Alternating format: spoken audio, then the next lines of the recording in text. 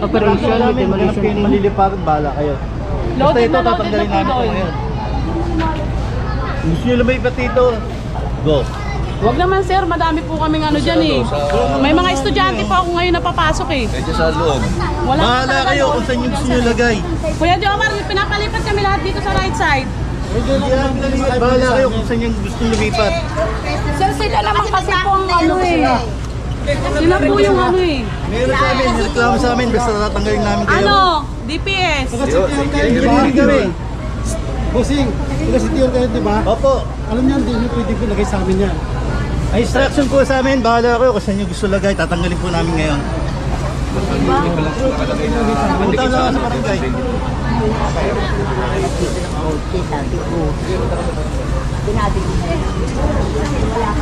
Wala kami choice. Hindi pwede dito maglagay dahil yung sasakyan nila. Kasi minsan may ban sila malaki kasi. Kumbaga, labas na sila ganun.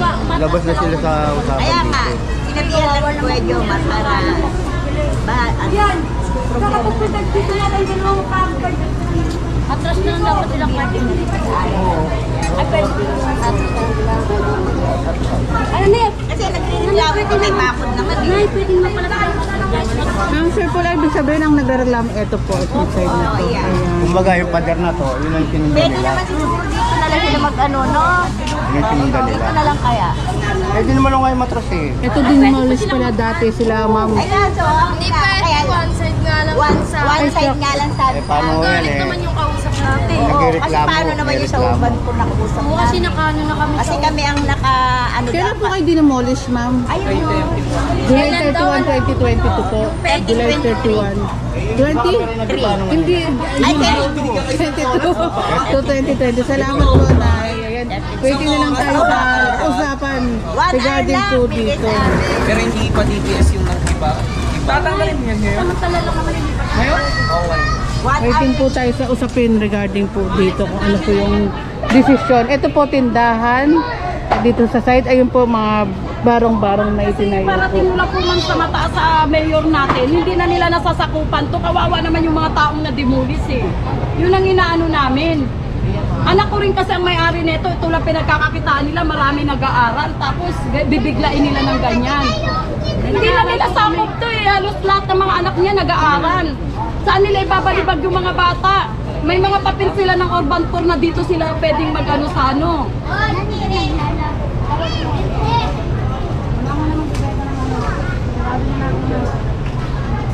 Iurong nyo muna sa dito, iurong nyo na lahat dito yan.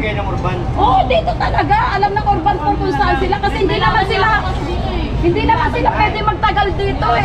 Alam naman namin sa sarili namin hindi kami pwede magtagal dito. Kanya may nagreklamo. Dinadaan niya kasi sa dami ng pera. Hindi niya dinadaan sa legal. Mayaman sila. Wala kaming laban. Asan pa ang dumating umuwi na si Macmac?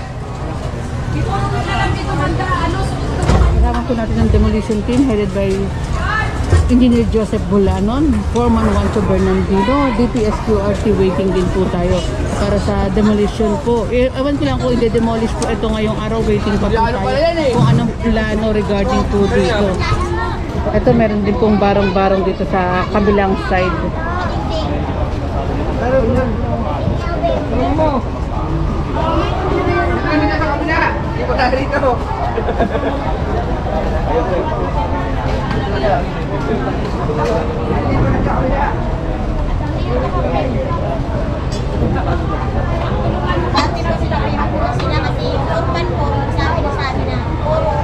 Right side lang.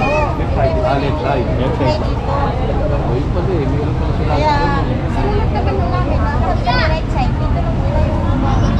And dagdag lang mga kabungusis. Kaya meron dito sa side na to. Usapin nga po, dito lang sila sa side na to. Kaso kaya meron dito sa side na to, mga nagtayo ng barong-barong. Ayan, may mga barong-barong may tindahan. Kasi po, ang usapin naman, meron po dito ano, sa side na to, may mga papasok na van daw po. May papasok na van, kaya dito po inilagay sa side na to. Ayan No, nga po ma'am, kasi tingnan mo naman ang ayos ng... Madam, ang nag-aaral sa akin, 3. Kawawa naman yung... 3 nag-aaral sa akin. Kaya kung hindi naman sila maghanap buhay na demolish sila, o saan naman. Eh, tsaka hindi naman permihan sila ma'am dito eh. Nilalakad na ng urban core kung saan sila pwedeng dapat ilagay. Hindi naman talaga sila ura-urada sila ng ganun. Paano naman ng mga tao? Paulan-ulan pa, may maliit pa. Ayan, apo ko, maliit oh. Doon ko lang muna. Ito, pag ano, kasi mapera kasi, kaya bawat order malakas sila sa city. Ganun. Pwede na lang pinanganak silang mayaman.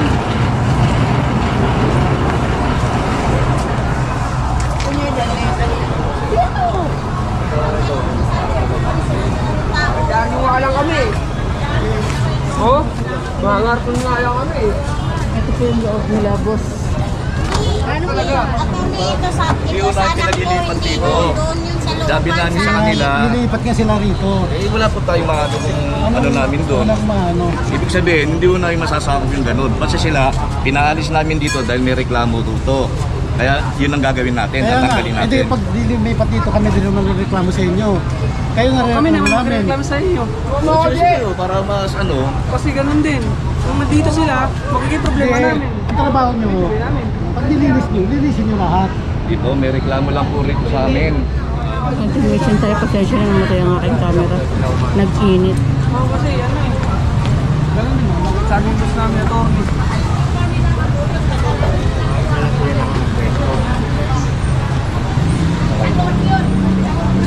Napasok yan sa loob. Sa loob yan, may lilipat. Okay, basta kung sila sa loob, kung sila sa side.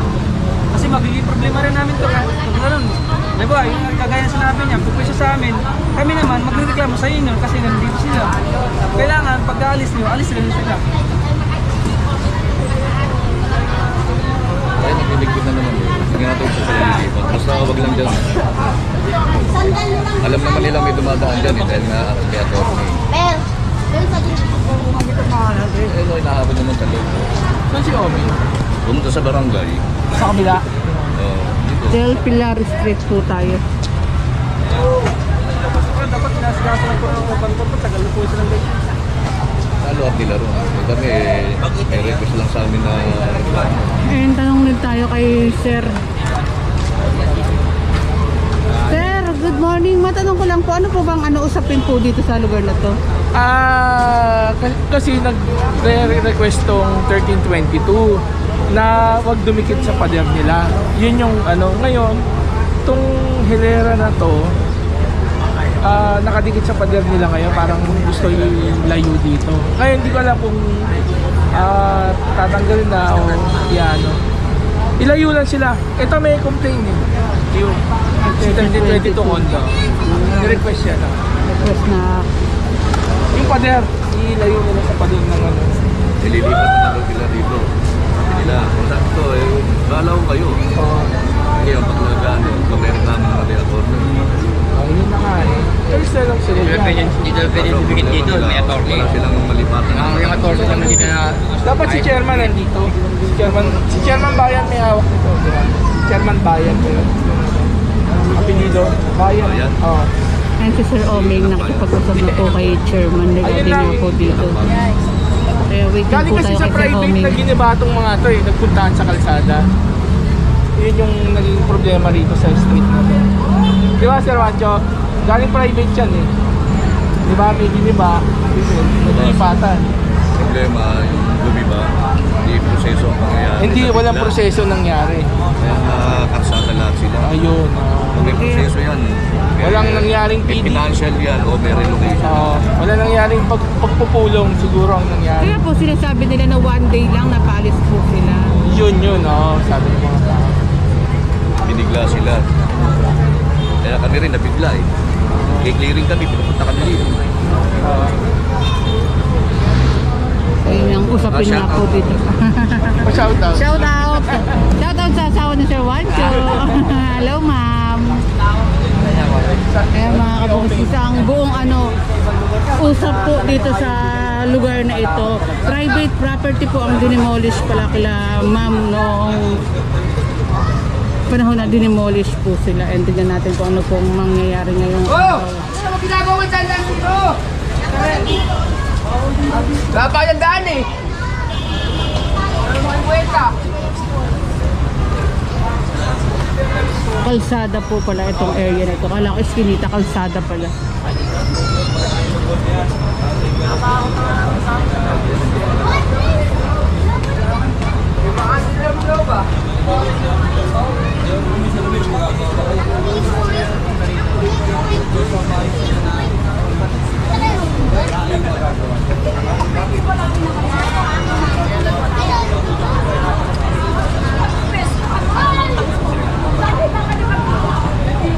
Bigla na ng pagkibayan noon. Pitsa doon. Ang nangyari dyan, pitsa uno, si Bongbong Marcos nag-i-speak sa loon. Pitsa doon. Dumating yung mga naka-uniform at saka mga naka-t-shirt na hindi mo alam, akala mo gun. Oh, bibigyan ko kayo ng isang oras lang. Ikaw ako ng mga pamilya ko. Ayaw manimiwala. Sabi ko, gigibayin na yung mga bahay isang oras. Taranta na yung mga tao, nagtakbo-takbuhan na. Oh, ano ka nangyari? Hindi ba? Si boss lumabas po. Walang kasama yung nag-demolish ng tagagaling City Hall. Paano nangyari na natibayan? Lala sila pumayag. Ngayon, Ang dami dapat nila. daw hinanapan namin ng papel na galing sa City Hall at galing sa ano talaga. Eh wala, Hindi City Hall yun. nagkabiglaan. mismo sa City Hall. Hindi sityo yung mga Pero nag-iba. ang pulis na ginamit, hindi galing dito sa Maynila. Galing sa ibang lugar. Alam mo na buhay. Kaya nga, nagkataon na Yan eh. bago kami umalis, willing naman kaming umalis lahat. Pero bigyan naman kami ng karapatan bilang Hindi isang nakatira oras. dyan, Bibigyan isang sila isang oras. Ngayon, sabi niya, Ako wala akong bahay dyan. Ang mga anak ko mayroon. walang anak niya meron. Ang anak ko nakabili silang kwarto-kwarto ng time na yun, sir. Ay sa madaling salita, diyan sila katira. Ang time na yun, pinuntahan ko pa sila na giniba ng bahay. Ayaw pa maniwala. 100 oras lang ay ang lumag sa oras lang. Nagsigura ko lahat ng mga taday. Tulog ng time na mga 6:30. Pumasok yung mga goon. Mga guns po ang Doon ang pumagot. tawag ko Mga guns tawag nila. Ano? Hindi naman kilala sila sundalo. Hindi naman sila kilala. Teacher sila, naka-teacher puti. International po ba kayo? Hindi po. Ano po ba? Local lang po. And tatanong lang natin kung ano, paano ba ang proseso? Proseso po. And Sir Juancho, matanong ko lang po, kung paano po ba ang proseso ng paggiba nga po? Ng Proseso ng paggiba, kailangan po ba approve ng City Hall po ba? iba ng private, gano'n. Opo, ng private. May mga proseso talaga yan pag sa private. Sila na po ang ano doon, wala na pong kinalaman ng City Hall pag private po. Hindi, City Hall nga, government yun. Private ang ano, sa building official. Coordinated with City Hall po Oo. pala. Kasi may mga dokumentong kailangan hanapin sa kanila dyan. Pag nagpag-iba ka ng private, kailangan may title. Saka sila daw giniba bigla yan. Opo nga, sabi nga nila, bigla daw Baga, po isang oras. One time, ano lang silang ginawa. Alam mo, protesto na nang galing sa PDC, pre-demolition conference yung kung tawagin. Nakausapin nila lahat sila kapag may nakatira pa sa gigibay na private. Nakausapin niya. Tapos ang alam ko dyan, may mga financial or relocation na maiano sa kanila pag nagdaan. Na ibinibigay po. Agency na dapat mag-ano, sama-sama. Ayun.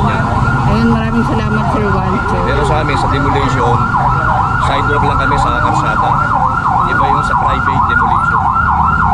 Eh, kasi nga, nasa karsada sila, may reklamo. Kaya nagawin tayo dito. Ayun, Kaya ayun. pasok ito sa ano niyo sir, sa pinaka-ano ninyo, Trabaho duty namin. ninyo. Ang trabaho ng demolition. Kasi may request sa opisina yung building na pinaalis niya yung mga nakadikit na ISF. Oh.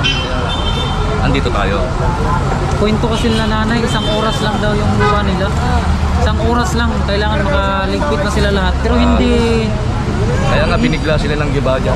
hindi Walang pulis ata ng Maynila yung Ayun nga sabi nga, hindi daw pulis ng hindi pulis Maynila yung nagkuhan sa kanila. Ito sabi si Inspector, tumawag na pumunta lang sa barangay. Hintayin na natin. Talaga po niya sa amin yan. Hintayin natin si Inspector. Binigla daw sila pag dinolis eh. Yan yung mga mabilis ang iba. Meron ba talaga? Hindi. Yan nangyayari. Oh. Bawal dito. Isang oras lang. Ayun. And next upload tayo mga kabungsis, waiting na lang po tayo sa mga ganap dahil si Sir Omeng ay nasa barangay pa po. Nagbabalik ang Busilaks Diary.